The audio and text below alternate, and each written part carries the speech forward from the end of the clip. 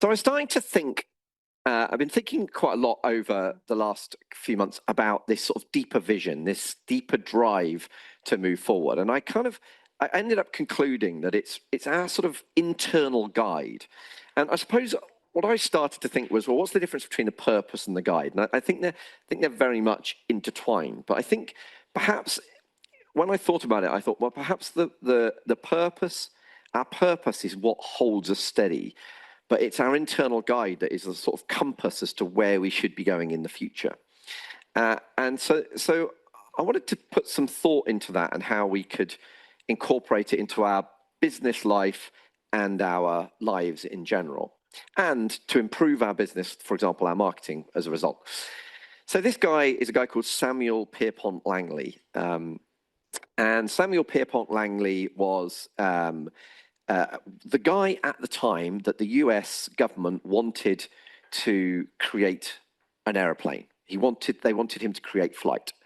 So they gave him $50,000, which was a lot of money back in, I can't even remember when this was, but a lot of money back in those days in order to create a flight.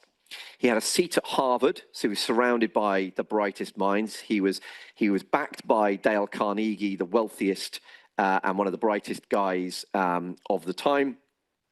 And he was also followed around by the New York Times, and they followed his journey. So he had like a whole nation supporting him to create flight. He had the money and capitalization to create flight, and he had the brains surrounding him to be able to create flight.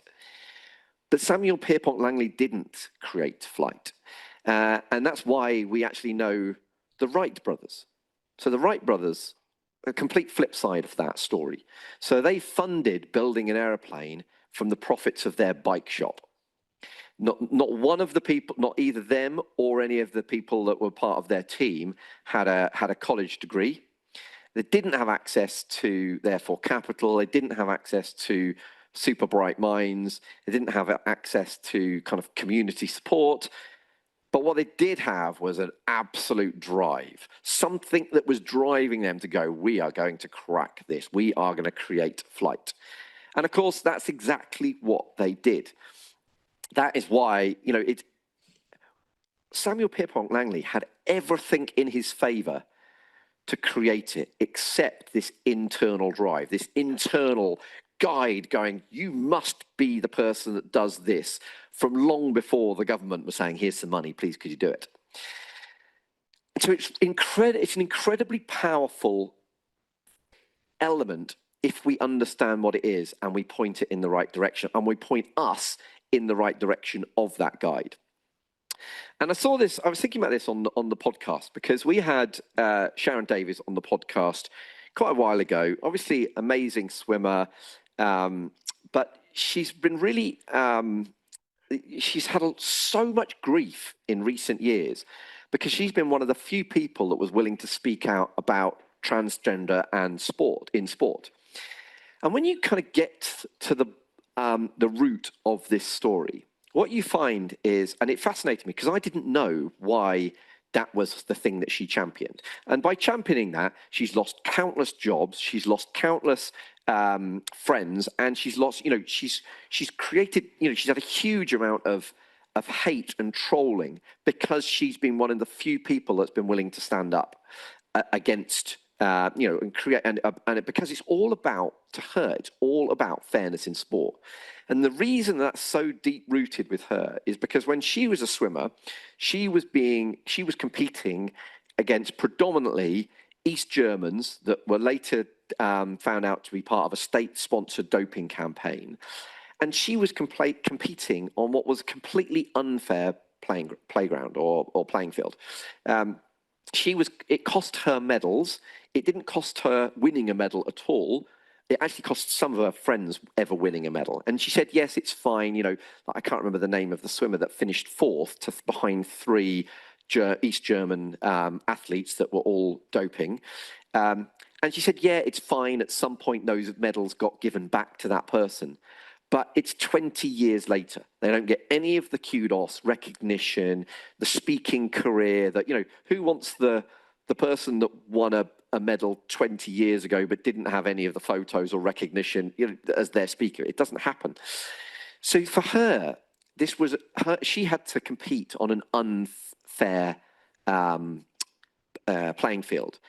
And when she then sees guys coming in and getting into the ladies' race that are a foot taller than any of the female athletes, they've got shoulders twice as wide as any of the female athletes, they've got testosterone levels that are 5 times above the level of which you'd get banned as a female athlete.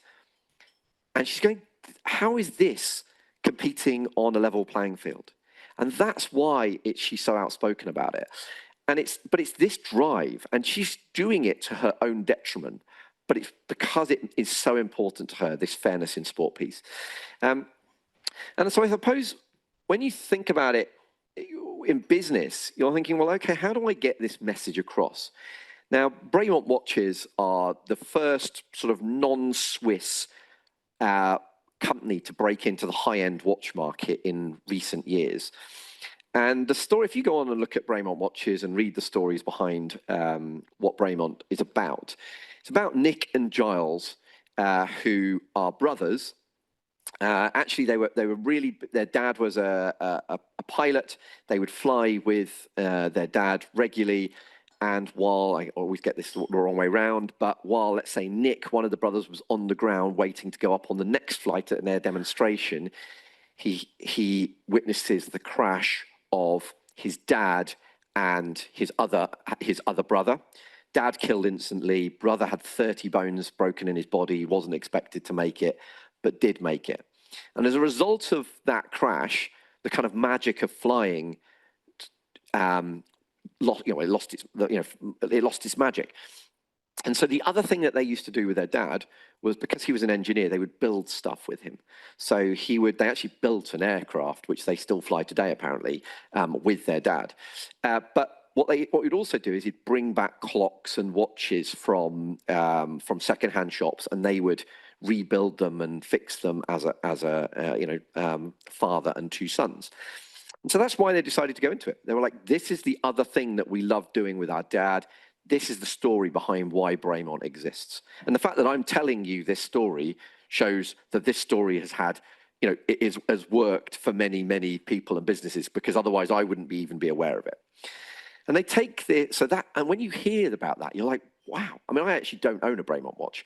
But if I was going to buy a really expensive watch, almost certainly I would buy a Braemont watch, because I understand why it is Braemont was created. And they take it to another level.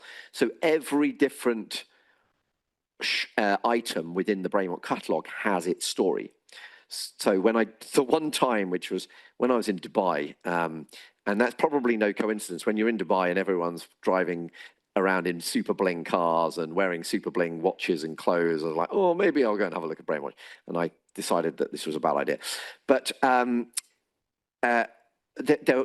one I was looking at was an America's Cup watch. So it was all themed around the story behind the America's Cup. But they also created this MB1. So to be able to buy an MB1, you had to have ejected out of a Martin Baker ejector seat. Not any ejector seat, I don't know how much Martin Baker has of the ejector seat market. I suspect probably quite a lot. I suspect there's not a lot of competition, but it's super niche, which is an interesting marketing strategy. And by the way, these have sold secondhand for $120,000. But the point is, there's this amazingly powerful story about why that watch exists.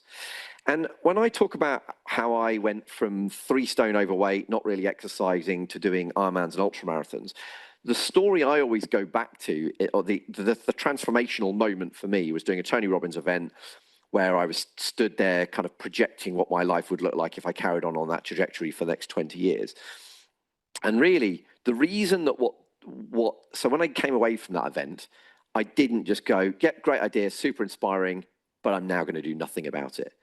If I look on 10, 12 years later, I've done Ironmans, Ironman World Championships, all of those kind of things were born out of that moment. And the reason it worked is because he got right into our deep deep subconscious about why it was so important to us.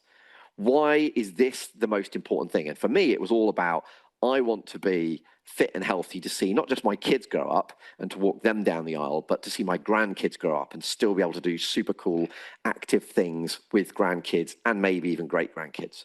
So that's why it becomes so important. And in business, it can be really simple, and it doesn't have to be complicated. If you think about it, with Apple described this, it was think different. Not think differently, because that's not different, is it? Think different. It just, in the way that they worded it, made you see it was about thinking different. And if that's the message that they're telling to all of their team as well as all of their customers, it's like, wow, okay, I'm setting up my new business. I'm only going to buy a laptop made by Apple because I want to think different in my business. Therefore, I need to use Apple products in my business. It's incredibly powerful, and it's why telling your story is so powerful. I tell the story of why I fell into the world of financial services, and it was literally 1 week sales training, 1 week's technical training. Off you go, sell anything to anyone that's got a breath, basically, and then and if once you've sold to them, get more referrals and do it again. And it was like, well, okay, I'm actually enjoying helping people save for the future and protect their families and create financial independence, but I'm hating this, like, just sell at any cost, commission only, ridiculous situation. So that ultimately was why Efficient Portfolio was born. And it's the story that we would tell time and time again, because people could buy into that. They're like, oh, right, okay, so that's why you try and do the best financial planning possible, because you've witnessed the dark side of the financial services industry, and now you're trying to do it in a better way. And it's incredibly powerful when you do that. And Simon Sinek talks about it in his terminology, start with why. Just really why it is you're doing this thing, as opposed to what it is you're doing. So when you talk about this from a marketing perspective, it becomes way more powerful. He has 2 books that talk about this subject, really. Start With Why, which is a brilliant book in terms of thinking about this subject. He also has a TED talk on the subject of Start With Why. But he also then has a slightly more practical book, which is Find Your Why, which actually will work you through this process, particularly from a corporate point of view, because he talks about how you might have different individual whys within the business, but then you might have a nested why, which is like the group of the nest, and you might have the organization's why running through the core of it, which is ultimately kind of how it all fits together, because it can become quite complicated when you're thinking about a bigger company. I know we're not thinking about huge companies here, but I think there's a few things to think about when we're thinking about what guides us internally. And I suppose the thing that it would be the easiest way of describing it is, it's what makes you come alive. The world needs more of people that have come alive. And if you find things, and I know we talk a bit about this when we talked about the delegation compound, but if you find the things that make you come alive and you bring energy to the room on that subject or doing that thing, that is where you will see the greatest change.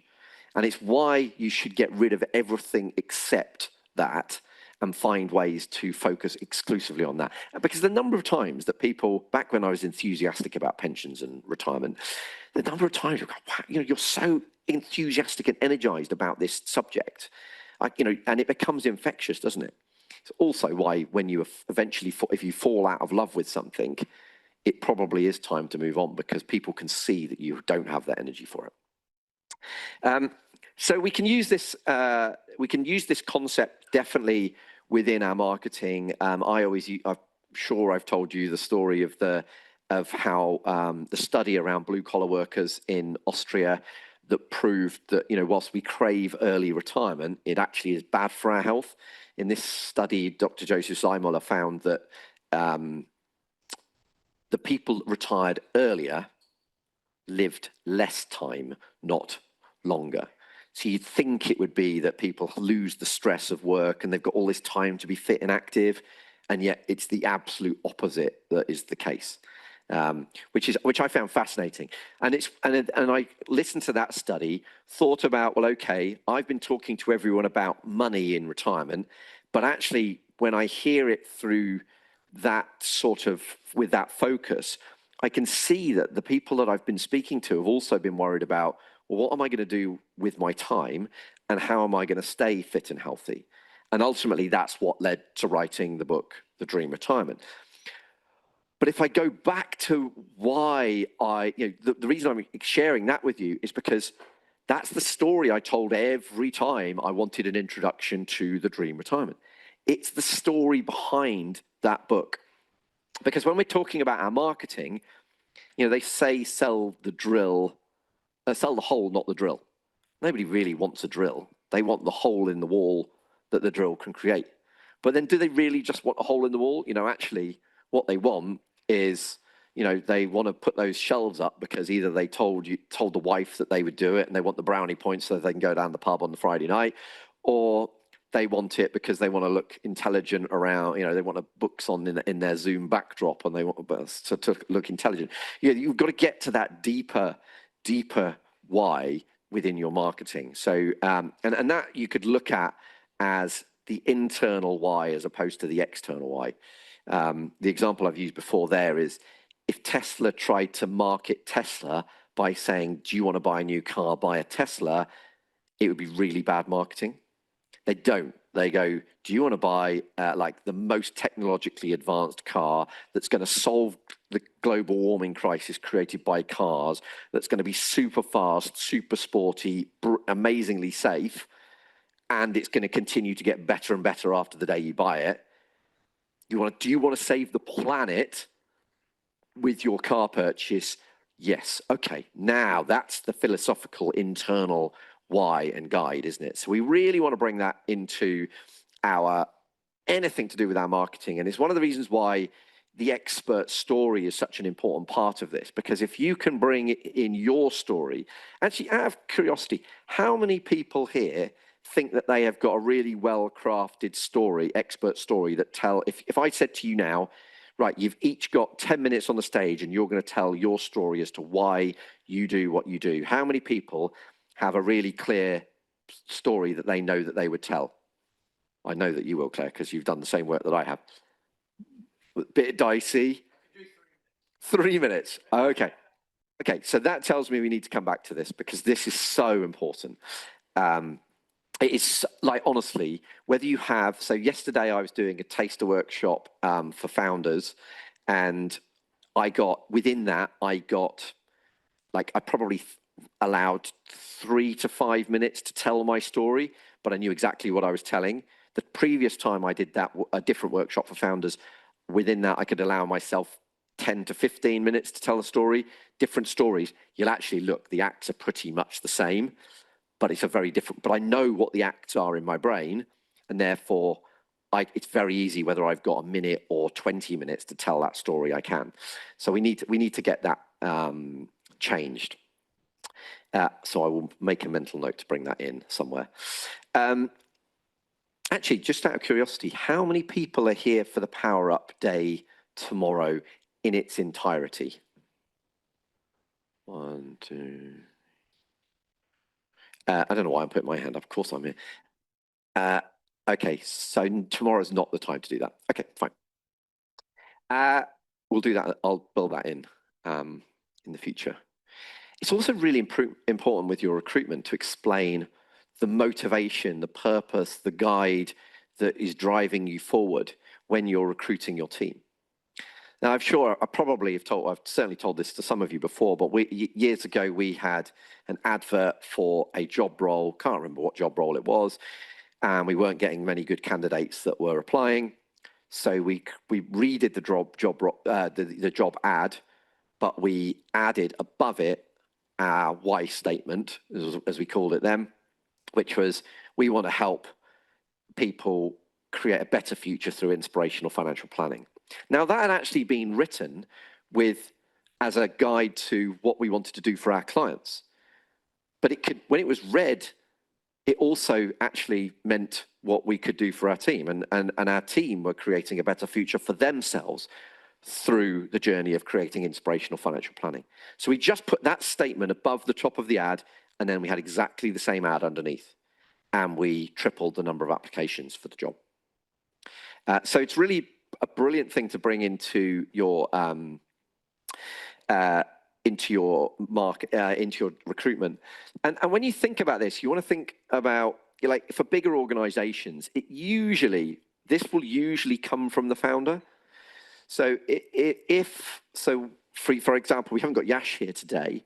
The organizational why, the guide within that organization probably is going to be driven by why he set it up in the first place and what's really at the core of what he was trying to do. That doesn't mean it doesn't evolve gradually, but ultimately, I think that's why businesses really struggle when founders do step away or retire or whatever, because suddenly you've got somebody else running the business that isn't the person that had the original why. And that's often when you get this significant disconnect. You know, when Steve Jobs first left Apple, it's almost certainly what went wrong there. It's also a really brilliant thing to think about when you're thinking about your fitness. So if you read The Happy Runner, one of the things that book focuses on is getting you to understand why it is that you run. And then, why do I train every day or every other day or 3 days a week or what it is? And then, why am I actually entering races? And also, you know, why are my long-term goals important? I know we were just talking about a little bit about this with your racing at the moment. I think if you really understand why it is you're doing something, it's much more likely that you're going to go off and book the thing that excites you, or that you're motivated to do, and then actually make sure that it happens. I think if you get to the core of why it is that you're doing it and why it's really important, then it tends to happen. And no doubt, that is exactly why I did not do an Ironman this year, and I didn't even do, you know, one of the Ironmans that I had planned for last year, because suddenly I knew that it wasn't important enough, and therefore it was, you know, and an Ironman is a long day out, isn't it? And if you don't have that underlying motivation to go, right, this is really important. In fact, it was my coach that said it to me. He said, you know, if you don't have that really, you know, if you're doing it going, okay, you've already got your Kona slot, it doesn't really matter. He said it'll be a horrible day. You know, when it gets tough, and you haven't got that internal guide of going, this is why it's really important, it's going to be a very long day.